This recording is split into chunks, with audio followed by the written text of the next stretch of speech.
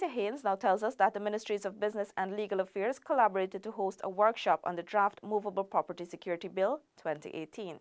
Minister of Legal Affairs Basil Williams, SC, noted that the bill provides for a comprehensive integrated framework for secured transactions in movable property.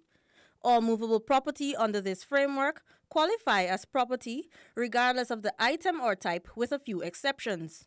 The legislative framework introduces a modern centralized electronic registry system in which authorized registrants will have direct access to the registry database for the purpose of entering their record of a secured transaction.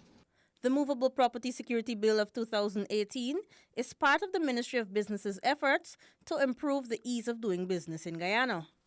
The Ministries of Business and Legal Affairs have worked together to develop a modern, secure transaction regime to facilitate the use of movable property, both tangible and intangible, to use as collateral for business and consumer lending.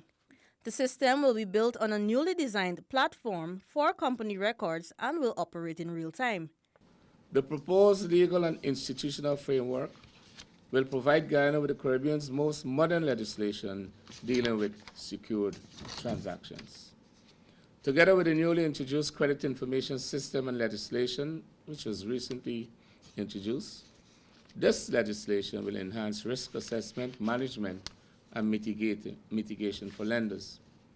As a result, it will promote access to finance for a broader spectrum of borrowers, especially small and medium-sized enterprises. The regime also facilitates the establishment of an electronic collateral registry. The government has received support from the Inter-American Development Bank. Consultant Dr. Tom Johnson has been working with the ministries in the drafting of the bill. The workshop was hosted at the Carol Lodge in Quamana Street, Georgetown.